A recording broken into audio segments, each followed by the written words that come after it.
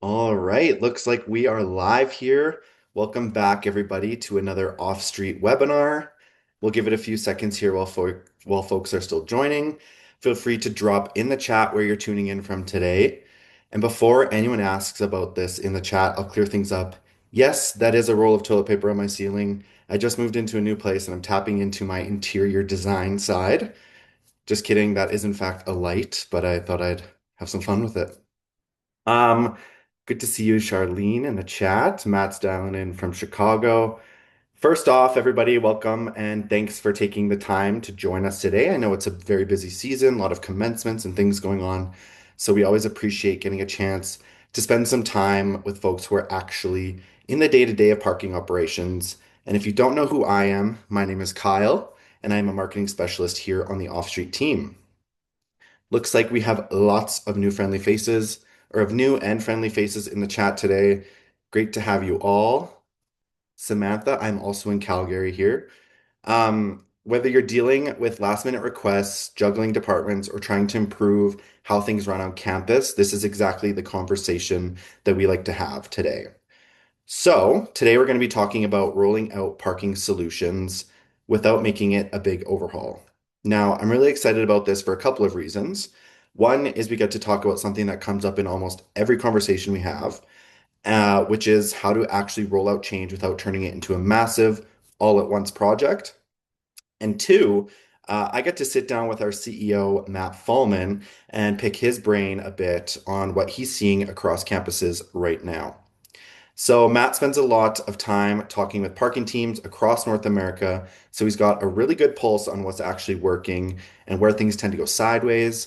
Matt, I'll let you introduce yourself quickly here if you want to turn on your camera and unmute yourself. Thanks for the introduction, Kyle. Appreciate it.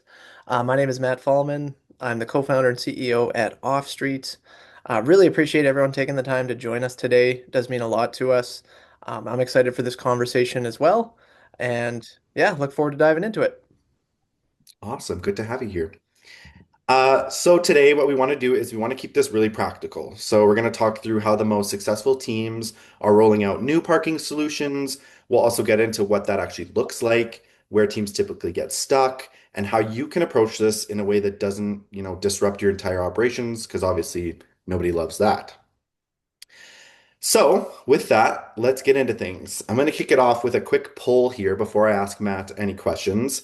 I want to hear from you guys. So, our poll has just popped up on the screen here, and we want to know what's your biggest challenge when rolling out something new? Is it, your time, your bandwidth? Is it the internal buy-in? Is it just the complexity of this thing? Is it maybe you're just a little bit more risk averse, or is there something else? Let us know on that poll here.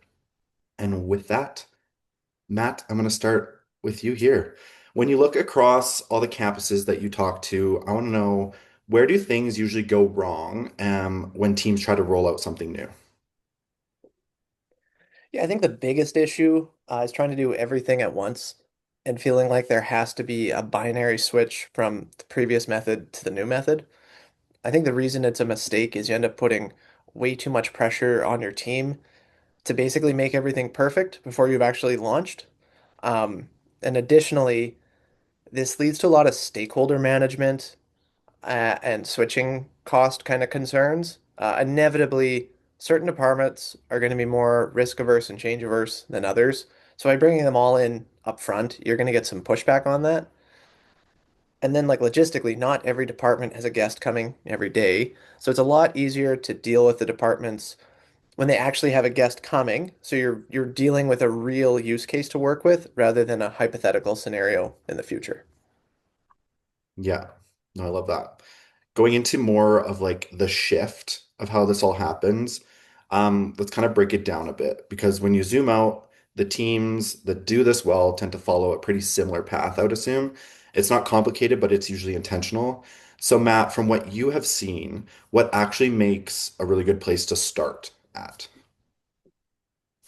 Yeah, it's a good point. They do follow a similar kind of path, but in my experience, the best place to start is one tangible use case and defining success criteria in advance.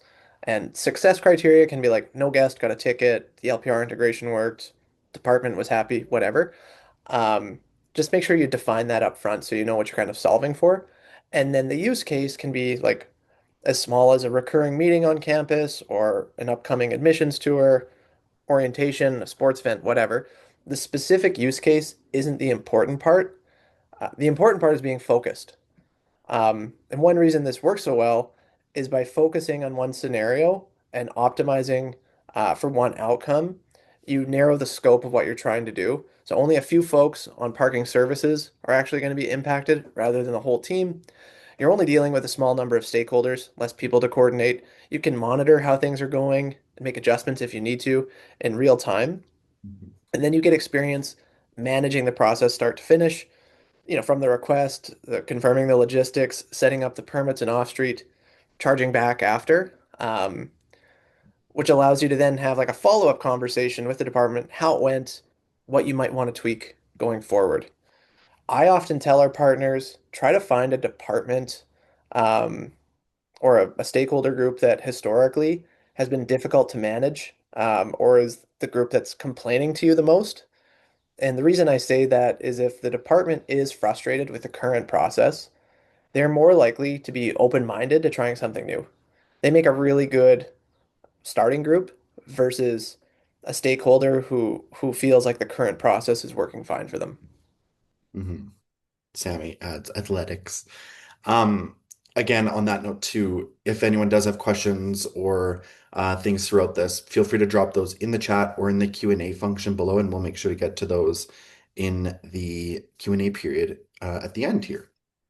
But yes, agree, Matt. So once that's kind of all in place, the next step is, I would say, really proving that it really works, not really in theory, but in practice. So another question for you, Matt. What do teams usually see pretty quickly, I guess, once the first use case is sort of up and running? I think the biggest thing I see is that parking services and their team gains confidence that the new process works and that their stakeholders, both like internal with their team and external with their departments, are going to view the new process, as a tangible improvement. The secondary benefit is that it creates a champion on campus who other departments can go for like a reference or feedback. If you're bringing a new workflow or process to your stakeholders, it's likely you're going to hear some variation of who else is doing this, what other campuses are doing this. And most folks don't want to be the guinea pig. Mhm. Um, so by having a champion, you have someone to reference there. And then long term, it helps put parking services in a better light. Um, on campus, departments do appreciate that parking services are trying to improve and bring new and innovative solutions to their campus to improve the guest experience. Yeah, big on champions. Okay, so now that I guess you would say you have things in place and they're working, and essentially there's some proof in the pudding. Now it's down to getting some of that internal buy-in. How have you seen that play out? Like, how does the momentum actually build inside a campus? I know we've kind of talked a little bit about this with Mike Hamill from SIUE, but I'll let you kind of touch on that.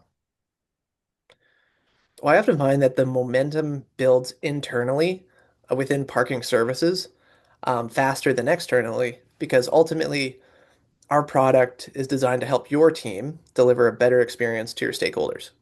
So once your team actually has proof that it works, we find like kind of this like morale shift from trepidation to excitement and a switch from, where could this work to this would work for summer camps. This would work for fall orientation.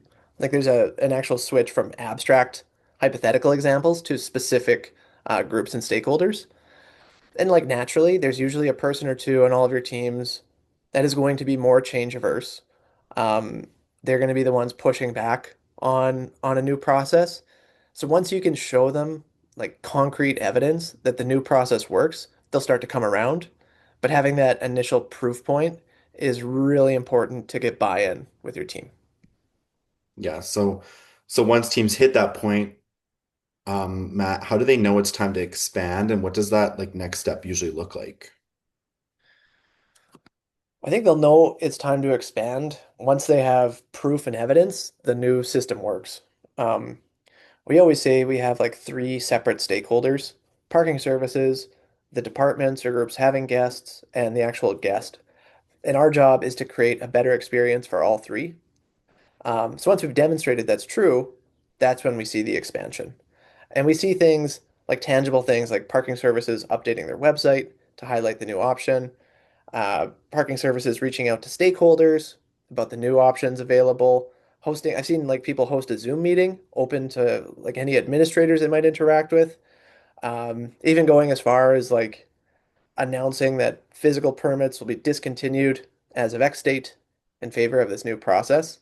But you won't see those types of things happen until you have actual confidence in the solution, which is Mhm. why it's so important to start small, make sure the process works, so you can gain confidence and then build that internal momentum. Mhm. Internal momentum. We're kind of flying through our questions here, which is awesome. So we'll be quick today. But I do have one more for you. I want to know if you can share an example with us or with everyone of a school that really started small. What did they start with, and how did that kind of grow over time? Yeah, I think you mentioned it in the chat there, but we did a case study with SIUE, which is available, kind of outlining how they did it. But another one, I'll anonymize the school, but basically what they started with was a subset of stakeholders for a basketball game. And it was like officials and media for a basketball game. So a very small group of stakeholders. Um, but basically, that went really well.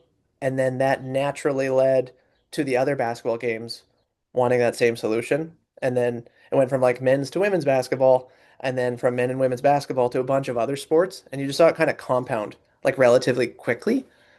Um, but regardless of the actual school, the general pattern is quite similar. Start with a tangible use case, define your success criteria, test in the real world, iterate, and then continue to refine the process and expand. Once you get that momentum, once you get that proof point it works, momentum does build internally pretty organically. Mhm. Again, on the momentum. Okay, well, that's all kind of the questions that I have for you. What we'll do now is I think we'll open up to the floor for questions from anyone in the audience or anyone attending. I see a question up. There's a few in the Q&A section. So if you do have any, drop those in the chat now or in the Q&A period, or sorry, in the Q&A function below. But Matt, I have the first question here for you. What departments or areas do you typically see schools starting with? Um, I think admissions and orientation is a really common one. It's Hmm. something that schools deal with every year, and often there's not a great solution for it. So it's a really common starting point. It can be even small things like this, the business school or the law school has guest lecturers coming once a week, and we want to provide a solution there. Um, but usually within the school, I always emphasize like some departments are going to have guests a lot more often than others. And usually when you talk to a school and I have these conversations with them, like they come to us very quickly with like, yep, it's athletics. I need to talk to John. And like they usually have a very clear idea of where they want to deploy this quickly. Hmm. It's good to identify that pretty quick. Another question here in the Q&A. How long does implementation take? Someone's wondering. Yeah, that's a really nuanced question. Um, the long and short of it is what takes time typically is like procurement and IT review. And we've seen that turn around as quickly as like a month and as long as, 6 plus. Really depends on the school. But once paperwork is signed, actual implementation on our end, usually we can have you like live in the real world in 4 weeks. Like our implementation is pretty straightforward. We're not having to install signage. We're not installing hardware. Um, Basically, when we have our kickoff call right after you get the paperwork done, we basically start on the API integration with enforcement and then identifying that first stakeholder. And typically, like if we had a kickoff call on May 1st and you had a summer camp that started May 25th, there's a good chance we can be ready in advance of that. Hmm. Pretty quick turnaround. Another kind of touch on implementation for this question. Do you need IT involved? Depends. Every school's process is a little bit different. Fortunately for us, because we're typically not doing like payment processing right at the beginning, and we're not um, collecting any personal information from the drivers. Our lift is pretty light compared to a lot of other basically software systems you'd look to implement. Um, so most schools do require an IT type review, but it's often a pretty light lift. Hmm. Okay, that's good. If anyone has any more questions, feel free to drop them, or if they pop up after the webinar's over, feel free to send us an email. We will make sure to get back to you. But it looks like that's kind of all that's in the Q&A here for now. I don't see anything else in the chat from anyone. So, as we said, we're going to keep it nice and short for everyone. It's a busy time, a lot of commencements going on, a lot of different events at schools. So, we're going to wrap things up here. Nice bite-sized nugget for everyone to take away. Huge thank you to Matt for sitting down with me today, and a huge thank you to everyone who joined for the quick fun. If you're thinking about where to start or how to get things implemented, we are more than happy to chat. If now isn't the right time, our team is going to be at IPMI this year, and we have some super fun stuff planned. So keep your eyes peeled for some special invites, and be sure to stop by our booth to say hi to us and hang out at our tailgate party. Drinks will be on us. But if you want to scan that QR code on the screen there, you can book a call with us and chat more about, what implementation can look like or how to start small at your campus. But thanks, There's everyone. one other question that popped up last Oh, minute there, Kyle. I'll jump on mhm, it. The question was, lots of schools find athletics to be a major opportunity to streamline parking. Why or why not should they be a pilot? Um, yeah, I questions. can touch on this a bit. Athletics is like really interesting. Often they have like a disproportionate amount of influence on campus, like especially big football programs and that sort of thing, just because they make so much money. Um, and often they like manage parking outside of parking services. So as a result, they often don't manage it as well as your team would. So that presents a pretty big opportunity to streamline things because often it's just kind of a hack together solution. I would say, it's likely easier to pilot something with athletics if you're dealing with something smaller scale. Uh, Depending on the school, you know, a soccer game is probably not going to get the type of attendance as like an SEC football game. So I would I would definitely look towards kind of a smaller scale one to prove Mhm, out that it'll work, and get some buy-in. But yeah, often athletics kind of runs the show a little bit at schools. So if they're happy with it, that's really, really good. But sometimes they can just veto things because they just have so much influence as well. mhm. Yeah, athletics is a big topic. Thanks for that question, and thanks for catching that, Matt. Um, but now it looks like there's nothing else. If something does pop in again, we'll obviously get to that. Thanks everyone again for joining. We will see you. Looks like we're going to see quite a bit of people at IPMI this year. As mentioned, we'll have some fun stuff going on at our booth, so be sure to stop by. But thanks everyone for tuning in today.